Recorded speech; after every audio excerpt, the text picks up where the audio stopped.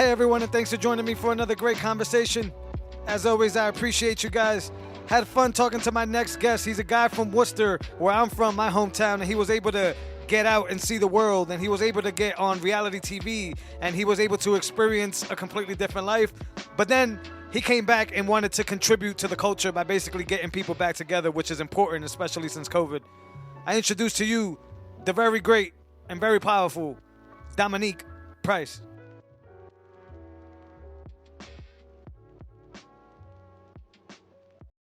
Hey, Dominique, thank you so much for taking your time to come on the Jose Burgos podcast, and we could discuss a bunch of things that you got going on, but one in particular that I'm super excited to talk about.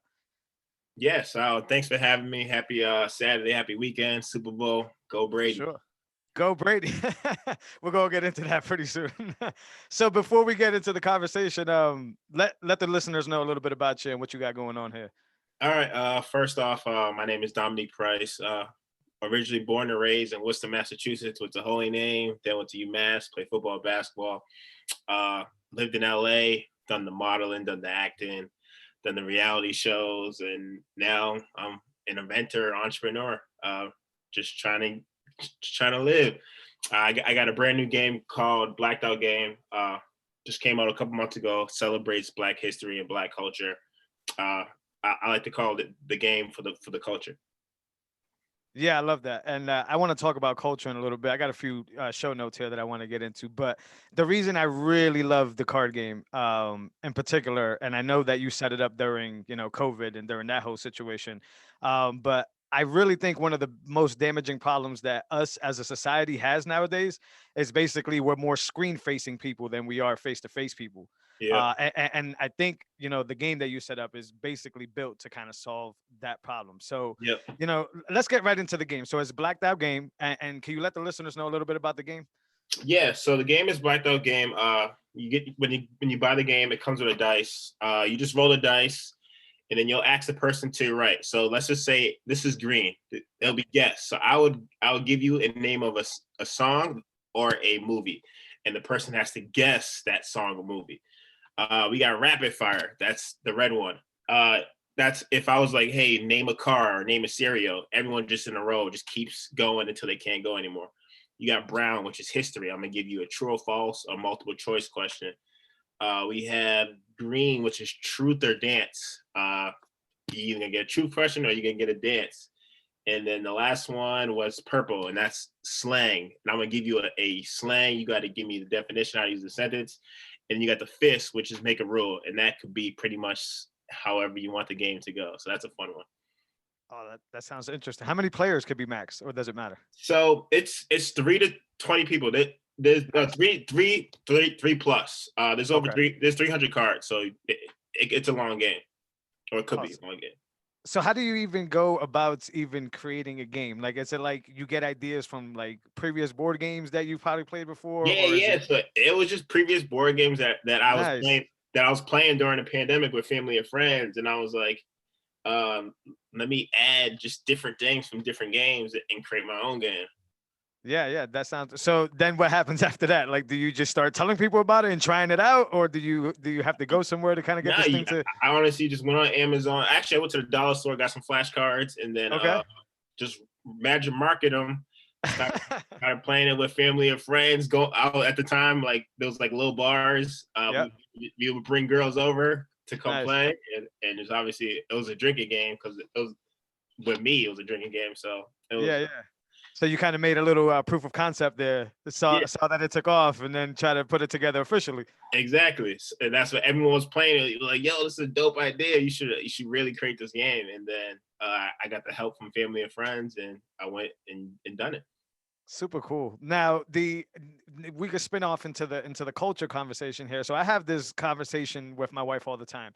I'm Puerto Rican, Latino culture, Yep. and I grew up, in minority neighborhoods and stuff. So it's I understand the power and the effect of the culture. Now, can you get a little bit into that? Because there's been a few podcast episodes where I brought it up, but I don't think anybody can actually speak on it because their product is not geared for culture, and yours Yeah. is.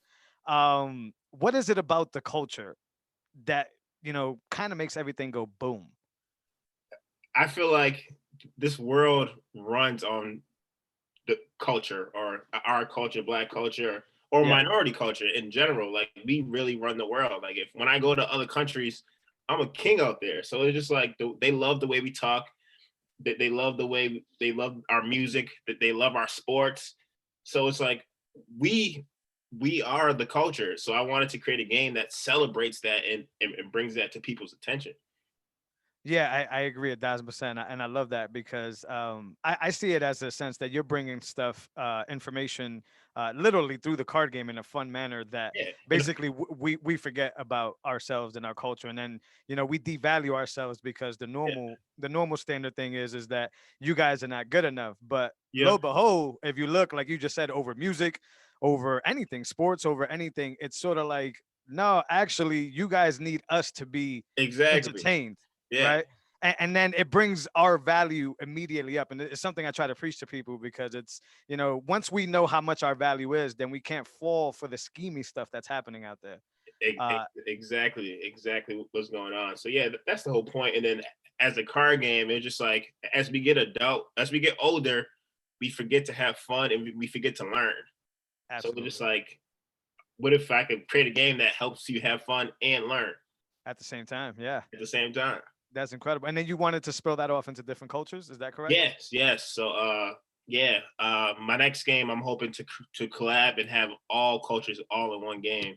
And then obviously I'll have expansion packs if they want to know more about Black culture or Latino culture and have their Yeah. own separate game as well. But for my next one, I want everyone to come together and learn other people's culture. Yeah, that and I think learning things in a fun way is probably the easiest way for people to absorb Exactly. information. Yeah. And So it's like we're still like right now we're distanced ourselves from each other. So it's like we need to come together more and we need right. to talk and communicate yeah and enjoy life. Yeah, and have some drinks and Ex- do the basic things. Exactly. Yeah, that's why I was intrigued with the board game because, well, not the board game, but with the game, the card game, because of that. I think that everybody has like a different type of mask on when they're on, behind the screen, like on Yep. social media and stuff like that. You Exactly. know, it's not always in a malicious way. Sometimes we're just trying to like be professional, right? Yeah, Sometimes yeah, we're trying to look at, exactly. but then on the other end of that spectrum is the people that are just doing the nastiest of things and hiding behind this mask. But I Yep. like to feel that the majority of the time, if you see these people face to face, nothing's gonna go down. It's Yeah, one of no. those things. Exactly. Yeah. So So when you put a game like that together, then you're inviting literally not just Black culture, but you're inviting all cultures to kind of come in, see each other face to face, have fun while doing it. And when it comes to somebody that's white, they may even learn a thing or two about Black oh, culture that they might have not even exactly. known. And to be honest, they know a lot more than they think they know. So it's like it's a win-win for everyone. Yeah, I agree. So entrepreneurship seems to be something that's very passionate for you. It is passionate for me, and as minorities, when we go back to that value conversation and knowing our worth or whatever, we need to be able to position ourselves in order to make more income, right? To be able to open more avenues. So, Exactly. has entrepreneurship always been something that's been in your blood, or did you pick that up over time? Yeah, yeah. It's always been in my blood. My mom runs her own daycare, so I've always seen her hustle and grind. But yeah, I don't know. I just obviously I grew up wanting to be an athlete. That didn't work out the way I wanted it to be, but I just knew that I couldn't do the 9 to 5 life. Yeah. And uh, Cali helped me see that. Cali helped me be this. When you live in Cali, you have like some type of selfish mentality where people are just go getters, and it's kind of motivated in a way. And I feel like leaving Worcester was probably the best thing I've ever done because it helped me to grow this entrepreneur mentality that I have right now. Yeah, that's it. So was the decision to leave because of sports, or was it because you had info that you had something promising out there, or did you literally just leave it No, and say, honestly, when I left, I tore my hip in football, so I gave up sports in general. And Cali was just a fresh new start. I feel like if I stayed here, I was gonna be a letdown. I would go to the bar every week, and guys would be like, "Oh my god, used to be so good," and it was just like yeah, I didn't want to hear that. I wanted to go somewhere and make a new name for myself. And I had nothing in Cali. I just wanted to go and make try to make things happen. yeah. So how'd you make it happen out there? So you did the modeling stuff. Was that before the reality TV, or was it the other way around? Yeah. So the modeling stuff was before the reality TV. Everyone's modeling away, but I don't know. I just got connected with a couple of agencies, and then uh, did like a lot of photo shoots, a couple commercials here and there, and then the reality show came in later on. Do you mind sharing the reality show? Yeah, I read it yeah, in your yeah, bio, but yeah. No, so I was on Temptation Island season 2 that it okay. aired last year. It's about couples. They get broken up into two separate houses. You got 12 single dudes with 4 girls that are in a couple, and you get 12 single girls that are 4 dudes that were in a couple. Yeah.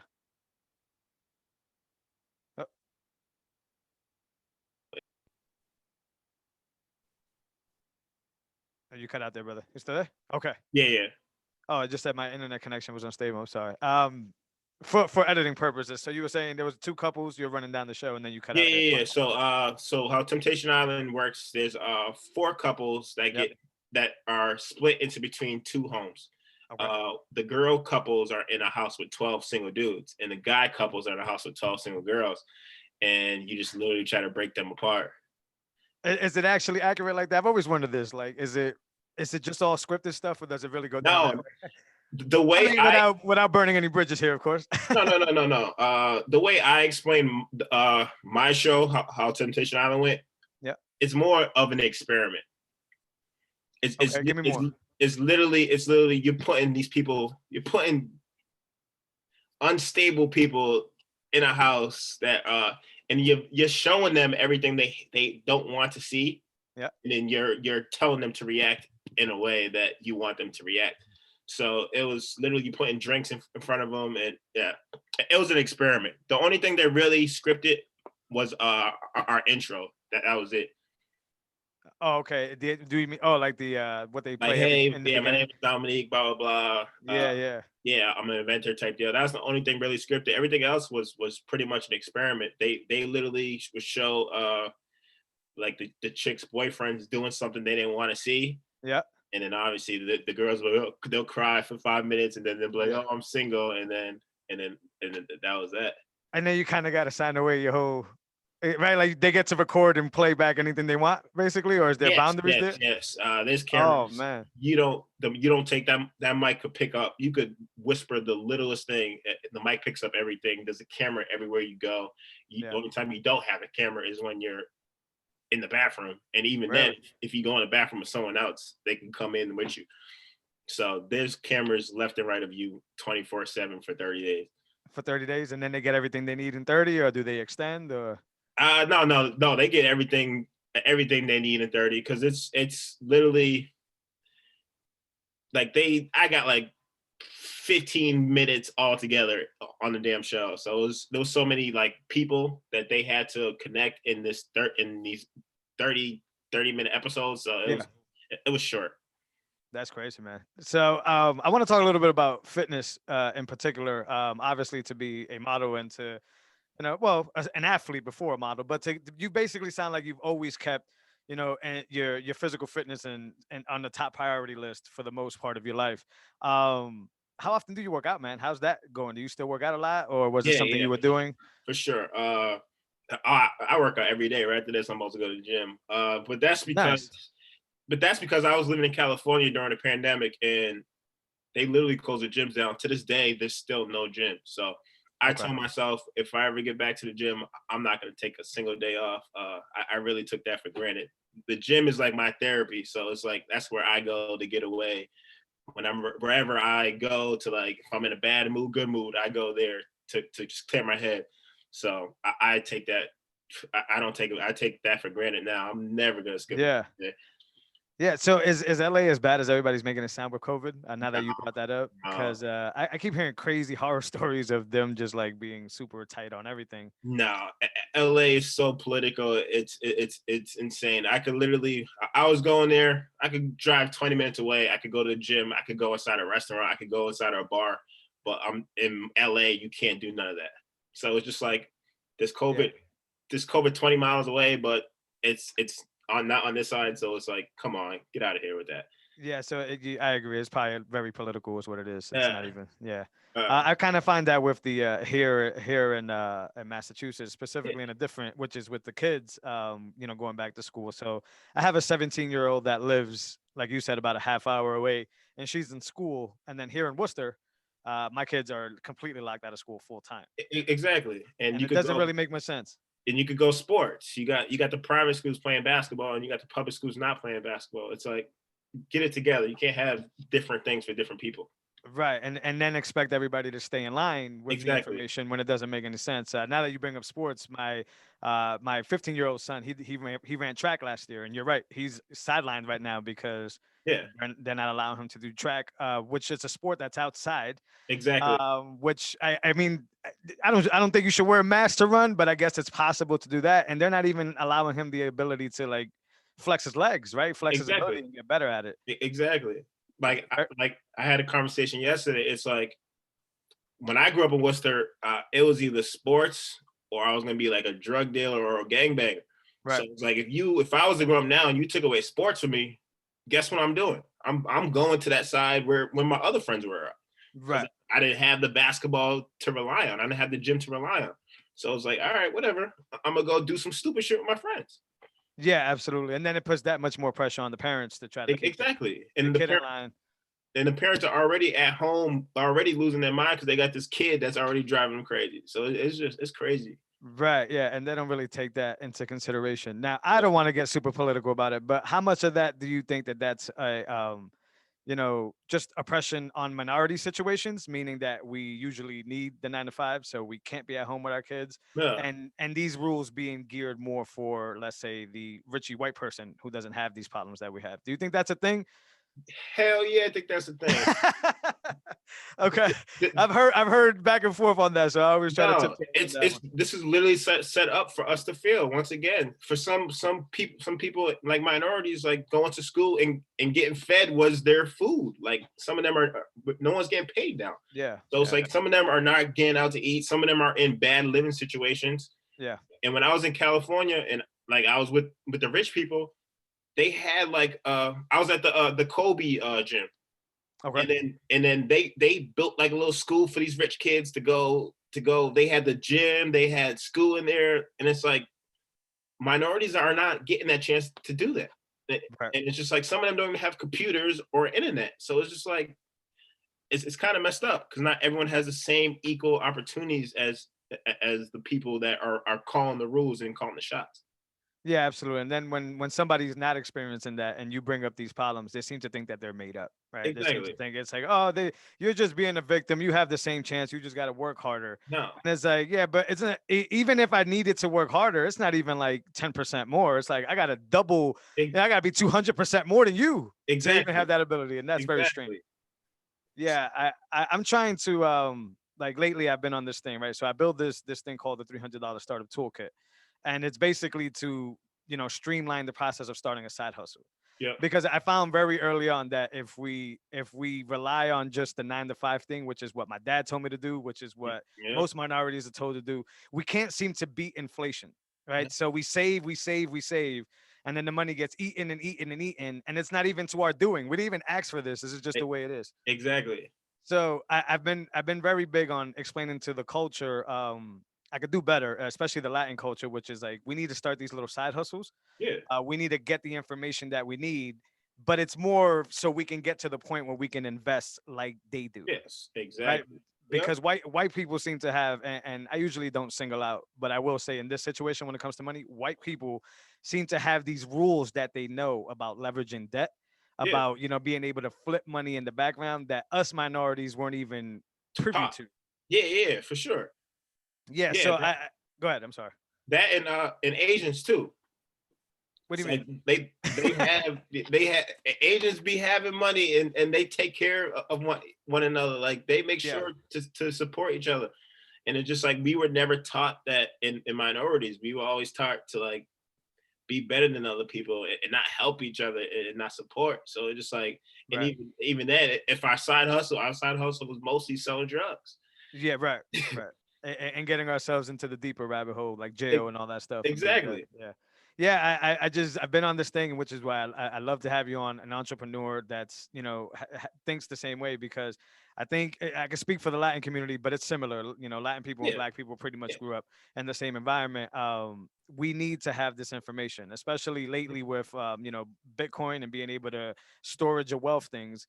And a lot of people think that, oh, he's just giving a tangent on Bitcoin, Bitcoin, Bitcoin. It's not necessarily just Bitcoin. It's the Michael Jordan rookie card. It's yeah, yeah, the is that storage of value where we can learn what white people know, which is, hey, if I put money in this painting, yeah. in this rare commodity, I'll be able to get my money's worth 10 times 10 years down Exactly, the road. exactly. Nobody ever told me that. No, Nobody ever explained to me that, yo, listen, buy this very rare thing and you'll be all set. And I think yeah, it's no, my duty to explain that to people. yeah, no. No one's ever taught us get your own business and hire your kids. Like it's little shit like that. It's Yeah, I helping love our that with this. kids be 18 and having a 900 credit score already. Like Exactly. minority kids already grow up 18 with like a 400 credit score because your phone parents' phone bills are already on and ruining it. Yeah, that's true. Yeah, the cable bill or something like that. Yeah, so Yeah. it's just it's a different mindset growing up for sure. Yeah, I agree, man, and it's for a while there, I was even on the fence because I like to think I'm a go getter and I'm always Yeah, somebody who's trying to do things. So in my mind, I was just thinking for a little while. I almost fell victim to the narrative that's out there, which is like, are we just victimizing ourselves? yeah, Because like you said, in the Spanish community as well, we don't really kind of boost each other up. no, I mean, we're kind of just pulling each other down or whatever. But as I speak to more people and I have these conversations, I start to realize that it's like, oh, it's because they wanted us to be separate from each other. It's because they wanted us to fight each other. Because yeah, as long as we're fighting with each other, we're distracted from what they're doing and what's really exactly, going on. exactly. I started to pick that up over time, and now I'm with you, man. Now it's like, okay, well, what could I do now to educate, minorities and people that don't have this information through podcasts, through videos, through whatever. Yeah, But I was telling my sister is like, all these years, I've done marketing, I've done a bunch of different things, and it's like those are quote unquote, white people stuff. But what I tell my sister is they allowed me to hang out in their circles. They yeah, allowed me to absorb their information. They yeah, allowed me to see what it is that they were doing to make money and flip money and learn to do different things. And now it's my job to be able to say, haha, thank you. yeah, But I'm gonna go exactly, bring that back to my people. exactly. Yeah, Yeah. and that's how it should be. Like we should all get the same information and take it and go and give it to our own culture and hopefully grow. Yeah, definitely, man. So, what would you tell, if minority or entrepreneurs that are trying to figure it out right now, or advice for how to start something? And from your experience, what would you tell the listeners right now that are hungry for it? I would say, man, just go do it. You're gonna fail. Simple as that. Don't be afraid to fail. Losing is very important in life. Obviously, you don't want to hear that because it's your money, but it's gonna happen. And whether it's on a stock or whatever it is, like you're gonna lose, but that win is gonna be just as better once you win. So you just got to take that chance, and just network and just talk to people and just learn. Yeah. So just Yeah. go for it. That's the only thing I could say is don't hold back. I think as adults, when we get older, we get afraid to fail, and that happens. That's part of life. Yeah, it's kind of like a fear of Yeah. failing that we Yeah. try to avoid at all times. Yeah. Yeah. I'm actually stuck in that conundrum too. I'm very open with my listeners, and I got the 9 to 5, and I got, I do enjoy my job. It's not a hard job. It's not difficult. I don't hate it, but that's not the point. The point is that I see the exchange of how much time I'm losing sitting there not doing what I want Yeah. to do. Exactly. Now the beauty of it is that I kind of offset it by spending every moment outside of that doing other things Yeah. like this podcast and stuff.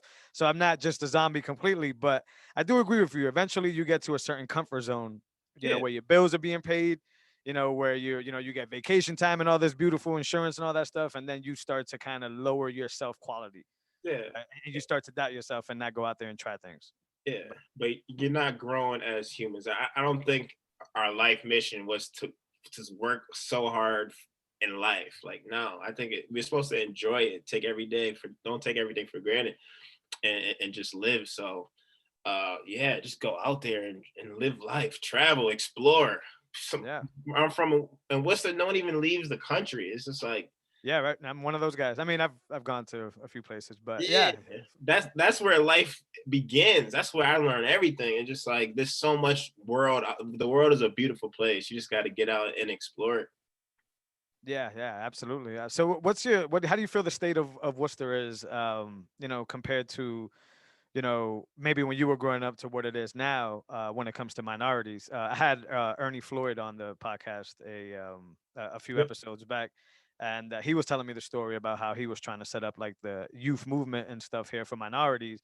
And there was basically like mayors and police officers that were showing up to his establishment, basically just moving the field goal post and making it not possible for him. Oh, really?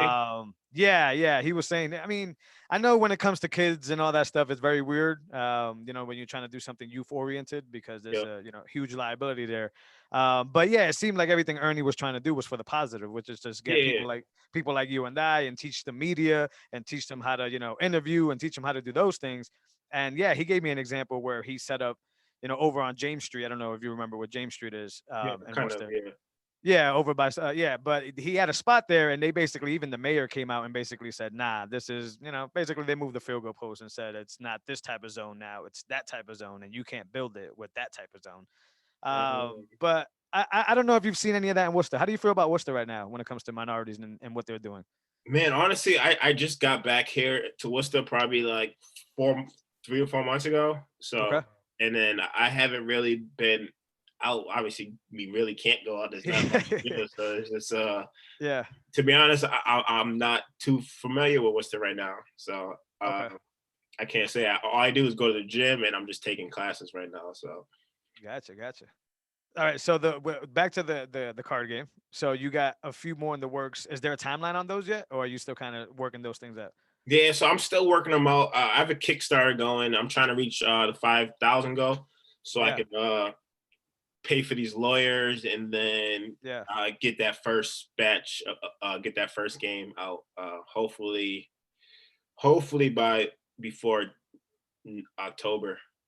Okay, sweet. Now I didn't know there was like legalities that came with it. Yeah, no, Is it now crazy? Is it like complicated? no. So this game, I just literally just went. I went to Alibaba, found a Chinese supplier, and Yep. got the game built. I only did like 500 of them, so now it's a product. But Okay. now I want to turn it. I want to turn it into a business. So Yes. I'm hoping to license it, get it into Target, Walmart, Amazon. Like I want this game everywhere. So it's therefore that's when you need a lawyer just in case you get sued or whatnot, whatever it may be. Okay. What? Just out of curiosity, I don't know if you thought that far ahead. What could you get sued for in a board game? I mean, I keep saying board game, but in So game. I'm assuming because there is people's songs in there and there's people's names in there that they could possibly obviously sue me or want to get paid for it. So Yeah. it's yeah. So that's Gotcha. I that's didn't what even think it, about that. yeah, Copywriting BS. yeah. So Yeah. therefore I'm gonna have to pay big bucks. So, but if I make big bucks, then it's fine that I get to Yeah, pay. absolutely, absolutely. And from what you said earlier, which is the overall goal of educating about the culture and just Yeah, bringing people back together. yeah, Which I think is a really big it's a pain point, especially now with COVID. It was a problem before because yeah, technology and what we can do, but definitely now when everything is just suffocated and they want you to just yeah. do No, for nothing all day. sure. But Very strange. getting getting together in groups is normally just everyone on their damn phones, and it's just like there's no communicating anymore. So it's just like No. even with the games that are on your phone, it's still like not communicating. At least with the cards, like people are actually getting rid of their phones and actually talking to people. Yeah, and actually trying to organize and do things together E- too, because Exactly. yeah, yeah. I agree with that whole cause, man. That thing is really dope. So where do you see this COVID thing going? I mean, I know that's not related to the card game per se, but do you think they're gonna let up anytime soon? Do you think they're just gonna keep pushing this as far as they can? Yeah. To me, I really think they're gonna keep pushing this as far as they can. That they know that they're in control, so they want full control. That's the way I see it. So just like hopefully people wake up and starting to see like they don't care about our health at all. They don't care about our well being. They just care about the power and the money. Yeah, Obviously, we've seen it. The rich got richer, and the poor is getting poorer. So it's Yeah. Yeah, it's Uh, sad. It's scary that there's people like this that are actually humans that don't care for other human beings and rather see people die and suffer. Yeah, especially with the well being. Like, I haven't seen much of a advocacy for taking vitamins, and No. working out and doing these things.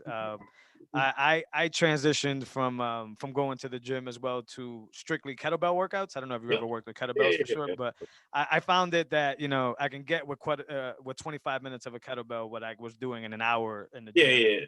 over there, and I could do them at home, which is Yep. something that COVID forced me to do, was stay home. But more than that, any of that is I've been, especially during COVID, really strict on making sure I take my vitamins, making sure I take vitamin D. How do you feel about that? Do you supplement a lot, or are you just more of a food guy? No, no, oh no, no. I do. I wake up, I have my green juice. I take like 15 supplements, and like, yeah, that just keeps me fresh, keeps me going, keeps me. That gives me the good sleep I need. It gives me the energy I need throughout the day. It just keeps me healthy. I've pretty much gone without COVID, knock on wood, this whole time, and I've been in and out. Uh, but obviously, I keep telling everyone, health is wealth.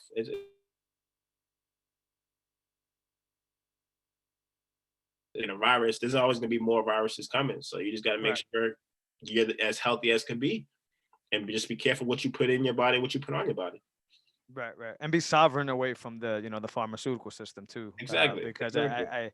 I feel I keep bringing up my sister, but we have these very long, deep conversations, and it's she's since a very young age she's fallen victim to the pharma system, and Yeah. she's gotten to the point where she's a grown woman, and she had an interaction with her doctor, where she was basically saying, "Hey, I'm curious about this, I'm curious about this," and basically what the message was basically, stop reading, don't learn anything, No, don't proceed, I got you, basically. And my yeah. sister's like, you don't got me. You keep giving me these No. medications that are killing me over and over again. Over and over again, and it's just like, I know when once I got back to mass, everybody here is a damn nurse. So everyone is like, oh, go get vaccinated, wear your mask, blah, blah, blah. But I'm like, go tell someone to lose 50 pounds, tell someone to eat healthy, go tell someone to hit the gym, drink some water, instead of stop telling people to like go to the hospital and do get on drugs and stuff. Like that's not like, God is amazing. God gave us everything we need. Yes, sir. So it's just like, take care of yourself at the end of the day. Yeah, yeah. That it's. I mean, I guess it's much easier to just hang it up and let them tell you what to do than to hold yourself Yeah, accountable and yeah, show up every single day. But like you, I've gone COVID free. I don't have any wood to knock, but it doesn't matter because I believe in the science of yeah, vitamins and all that stuff. exactly. But yeah, I don't think many people understand that they've literally positioned themselves as legit drug dealers. Yes. They don't face any charges. They don't have to worry about the police coming and No, locking them up. You come to them, which is a very weird conundrum that you just show up and say, "Hey, I trust you, person I don't know, with my whole life. Just give me what you got." exactly. And it's very weird that I'm fascinated by the stuff of how zombie we have become as No. a society, how cattle we've become. And when you tell somebody about it, it's sort of like that addict that doesn't want to hear it. It's like, Yeah, what are you talking about? They told me to wear 3 masks right now. yeah. And they're just And like, it's stick this up my ass. I'm like, right. what? I had a conversation with a girl, and she just like, I think we all just need to get a vaccine so we could go back to our normal lives. I'm like, what? Yeah, Like, I saw somebody political post the other day, or like a conversation they were having or whatever, that was basically like, oh, even with the vaccination, you guys are still gonna wear masks and still keep your distance. exactly. So it's like, why would I go and do that? Like, why would you go and do that? It's like, you already had COVID and you're still here. So what's the point of a vaccine if you had it and you're still here? It Yeah. obviously wasn't that scary. You're out and about right now doing the things you were doing before you got COVID. So it's like, come on, man. Right. It's yeah, I don't understand. It's a zombie thing or whatever, but I got a Oh, for few sure. coworkers as well. It's I'm very scary. fortunate. Yeah, for sure. I work at a hospital. I work in the operating room, and I'm very fortunate that they haven't forced the COVID shot, Yeah. because like you, I don't think it makes any sense. If I'm No, doing it what I doesn't. got to do to take care of my body, then No. that's irrelevant. But they did, however, force the flu shot this year. And that one I was pissed off about, because probably for the past 5 or 6 years, I didn't think I needed it, right? No. I don't need it. And they forced me to get that or whatever. But that goes back to just being sovereign and being able to leave my 9 to 5 and not be able to put in those type of decisions where they Yeah. for me. So, but it Yeah. sounds like you're not anti-vaccine, but you're against these vaccines. You don't No, understand. I'm more so I'm pro health and Okay. getting doing the daily vitamins, the whatever gym, just go walk, the exercise. I'm more of that. I would approach that first, but obviously, hey, the vaccine does help for some people, but it's Yeah. not for everyone. But you wouldn't really need it if you were doing the exercise, the vitamins, all that type of deal. So Yeah, definitely. Now you don't have to run down through your whole thing, but any for the listeners, any must vitamins that you recommend or I'm trying to think. Damn, I just took some right now. yeah. Uh, You take D? I'm big on D. what vitamin? Vitamin D, yeah. Yeah, I'm huge yeah. on D. Yeah. I got your normal vitamin D, vitamin C. I take Okay. I get my morning fruits as well. Gotcha. What am I use? I can't even think right now. I use the oil of oregano. Okay. I have that supplement going. I have that. Well, damn. So you're going deep on the oils and stuff. Yeah. I'm just a pill Yeah. guy. Like I take my vitamin D in the morning, and 5,000 I use I believe every day, and then I do a multivitamin Yep. Yep. that doesn't include any more D or any more zinc. And then I basically take a pre-workout that just has a bunch of other stuff, BCAAs Yeah. and alanine and all that good stuff. I take protein throughout the day. I'm not really big eater all the time, so I do a lot of shakes just to Yep. get that protein in. Yeah. For sure. And then at night I finish off on an empty stomach with zinc and magnesium. Yep. Zinc. Um, That's what I got. I got zinc. gotcha. Yep. I got that. And I intermittent fast. That's what I do for Oh, do you? to be able to. Yeah. Yeah, I do because I know myself well enough. I mean, it's great for other things. I know what it does for your body. I know what it does for weight loss. But for me, it's just a control system. Yeah. Because growing up, I was the heavy kid, 300-pound kid, and all that stuff. And I know that I have an endless stomach. Like I could Yeah. even to this day, like you'll sit next to me and be like, dude, like you Yeah. look like you've never seen food in your life. Yeah. No. So yeah, intermittent fasting is just a system for me to shut it off, for me to Yeah. say, okay, after this window here, I'm not doing anything. Yeah. It's whatever works. Everybody's body is different. So what works for me is not gonna work for you. What works for you is not gonna work for me. So you just gotta find something, and it's more just being consistent with whatever you're doing. Yeah, for sure. Yeah. And I wish more people would just take it. Hopefully when they listen to these podcasts, they understand. If they would just take their own accountability. Yeah. And like you said, if they would understand that these things like viruses wouldn't be as scary if you No. would just doing your thing. Because the body's fantastic at kicking this stuff away. No. Our immune system has been dealing with viruses since we were born. Yeah. So it's just like just let it do its course. Yeah, and right. simple as that. And you just got to take care of your body. And it's just like, yeah, just take care of your body at the end of the day, and it'll do its job. Yeah, but I also think it's a two-pronged problem, right? Because it's that problem, being able to take yourself accountable. But then the second problem is the misinformation, right? What you grew up on, and the fact that these scary narratives, especially from politicians and from the Fed, that are basically telling you that you need to wear a mask and you need to do all Yeah. this because they can line their pockets by scaring you to death. Exactly, and that's the scary part. And the scary part is people think that actually works. It's like, you're gonna tell me to put a mask on, but I can still smoke a cigarette before I put that mask on and breathe Yeah. and breathe in that air. It's like, come on. It's insane, yeah. The weird one is hey, when you're walking to your table, wear a mask, and then in between bites, you gotta like that's not gonna happen, man. that is the stupidest. In Cali, they had it. You had to eat, put your mask on, and then eat, put your mask on. It was like, are you kidding me right now? With no proof behind it even working. None. That's the weird part about it. Yeah, it's crazy. Do you do any do you do any investing? Crypto is one of my favorites, but do you do any? Man, I'm in Ben's group. Ben's been slowly teaching me the ropes. Yeah.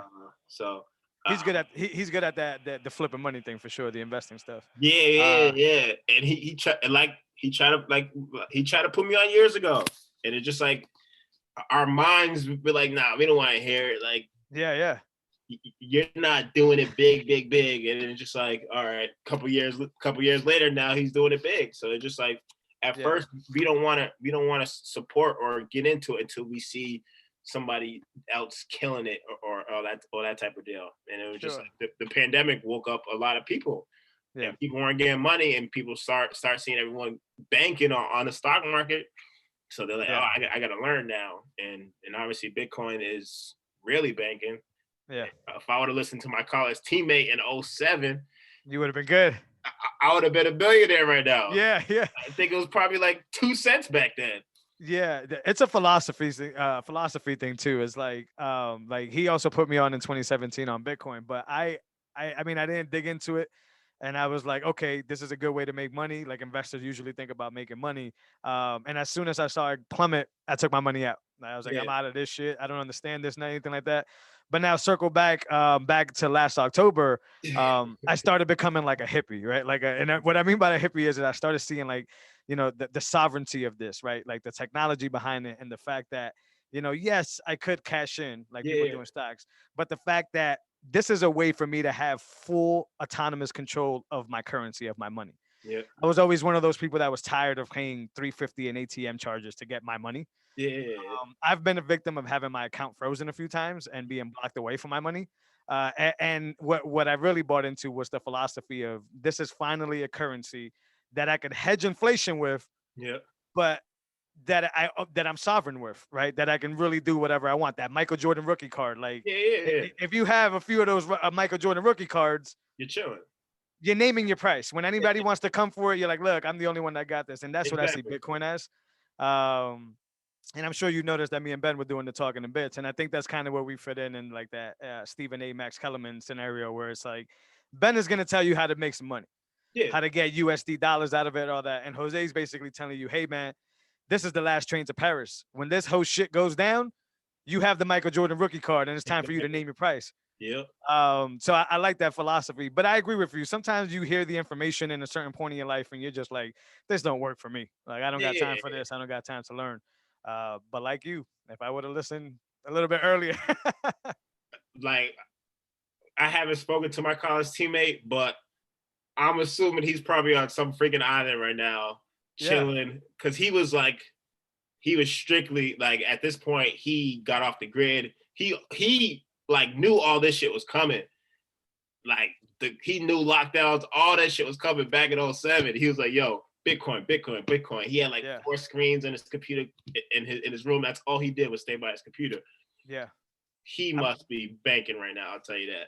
I love those guys. That's another crowd that I'm actually trying to. They're a minority in themselves, and it's that crypto punk, for sure. that crypto punk crowd. Yeah. Like they used to be the kids when I was in high school that would have like the leather jackets and the black, then like the Neo from the Matrix type look, and they were misunderstood. They were exiled, but yeah, those guys knew that these companies were making a push to basically own us, to take all our information, and they built these platforms to try to keep us anonymous online. And we were just like, yeah, whatever. MySpace.com, here I come. No, exactly. And he was an NFL player. Was he? He was an NFL player, and he was like, yo, he was like, yo, they're treating me like a slave. So he stopped playing football and really started focusing on Bitcoin. And then we would think he was crazy. I was out chasing girls and stuff, and he just by his computer just learning. I'm like, damn, I wish I would have listened to him. At least let him take my little $1,000 check that I got from college and put it towards Bitcoin back then. And flip it, but back to culture, I think that's where the game has changed now, right? I think, not only Black culture and hip hop culture, but, Latin culture. I've been in a bunch of different rooms. Now we're basically bringing our message from Bitcoin. Mm-hmm. And I think before it was only like the crypto guys that were really into it, and that message didn't really translate well with the culture because we didn't understand that shit. We didn't care about storage of wealth. We didn't care about none of this stuff. And then now it's like, oh, well, now that the culture understands, it's becoming cool. And stacking sats is now a thing, and that's like a new terminology that people will use. And I've seen rooms with Meek Mill and Fab Five Freddy, a bunch of guys, and I think this thing is not going backwards because the culture's involved now. The culture makes it hot. Yep, and then once the culture's involved, that's when people start going heavy on it, and things start going up. Yeah, absolutely. The rappers are gonna start talking about it, like pay me in sats, and Yep. yeah, I'm sure you're aware of Michael Kung in the NFL getting Yep. paid. Yep. And this is where it changes the game, and this goes back to what you were trying to do with the card game, and what I'm trying to do with my stuff is that we, you know, the mayonnaise, right? The white people need us because Exactly. we make stuff go up. We make it go cool. We make it Yep. go popping. And for so many years, they try to take that ability away from us, right? They try Yeah. to say that it was the checks that they were providing that gave us the opportunity. Nah. But it's not the checks that they were providing. We were hot all along. Yeah. We just Exactly. needed to believe in ourselves. Yeah. It's like you ain't just gonna watch a basketball game of all white people. You ain't watching football of all white people. That would be pretty bad. The basketball would be horrendous. Yeah. So it's like they need us more than we need them. It's just Yeah. we need ourselves more. Right. And the message needs to be stronger and clearer Yeah. because I mean there is a lot of people in the Spanish community that are taking advantage of Spanish people, and Yeah. same in the black community, and we're kind of just like, there's people that are falsifying information just to make it seem Yeah. like, but for us that are actually, have our ear to the ground and are of the culture, we understand that those platforms, those record labels, those big companies, they don't exist. I think Cash App is the perfect example of this. Like Cash App does a lot of what PayPal does, Yep. but Cash App was able to invest in the culture, Yep. right? So now Cash App has sponsorship in like some of the best culture-driven programs, the Joe Budden podcast, so many different examples. But Cash App now communicates with the culture, and Mhm. it's popping. Yeah. Exactly. Yeah, now there's like, I mean, I hate to sound like that, but like strippers are getting paid on Cash App. Average dudes like you and I are getting paid on Cash App, Yeah. and that's a culture thing. And then that's what makes Cash App that much better than PayPal, because PayPal is that mayonnaise, right? Yeah. Like, Yeah. so they try to put that Venmo out there and try to do something similar. And I know plenty of people that use Venmo, but it's not as cool as Cash App. That's it. Yeah. And For that's sure. the culture back again. Yeah. Oh yeah. Once the culture gets a hold of it, it's a wrap. It's a different monster, man. Yeah. So what's next? Are you gonna just keep working on the card game, or do you got some other things in mind that you're working on? Yeah, yeah, no, I'm just gonna keep working on the card game. My biggest thing is just turning like this product into a business. So once I do that and get it licensed, and then hopefully that takes all the burden off of me, and I can do less work and work on something else. But I usually come up with a new idea. I don't know. I watch Shark Tank a lot, so I'm all about creating ideas. I don't care if I fail or not. Like if I think this is cool, I'm gonna go do it. Yeah. This is completely different. It just popped in my head when you said Shark Tank, though. What do you feel about Clubhouse? Are you on Clubhouse yet? Have you tried it out? Yeah, yeah, yeah, yeah. I'm on Clubhouse. I love it. It's a great platform to no matter what you're doing to go and just go connect with people all over the world. You get a Yeah. chance to talk to celebrities. You get chance to talk to millionaires. You can even like. There's a few times I had my own Blackout game room, and I was playing the card game with a bunch of random people. Oh, really cool. I'm gonna have to follow you then, man. We got to Yeah, get so that yeah, going so on. I was able to go and like Thursday night, Sunday night, and just go Yeah. play the game, have random people in, and I'll ask them questions. Oh, And that's super dope. Yeah. you get enough wrong, you go down to the gulag, and it's fun. You really become a family on that app. That was a great app. Whoever did that was just really thinking. Yeah. And Especially people. right now, we can't go out and see people, so it's like at least we get to talk to people and actually Right. communicate. And have the opportunity to, because I've been in rooms where people that I should have never been in my life in the Exactly. room. Right? Yeah, like Ex- it's like being on a conference call with some of the biggest people in the world. Yeah. And your example is actually better because it's a more personal approach. But for me, it's like I sat in a room with Jack Dorsey the other day, Yep. and he said very little, but to me, it's like wow, like Jack Dorsey is listening to the same information that I'm listening to, Mhm. and since it's not a previously recorded thing, he's doing this at the same exact time that I'm doing it, and Exactly. there's a power behind that. No. Oh, for Um, sure. yeah, to pounce on the culture again. I don't know if this is true or not, but I heard the Clubhouse was struggling, as most businesses tend to do, until the culture started coming into Clubhouse and And bringing the crowd. and they were smart by putting a damn black person on a damn right there.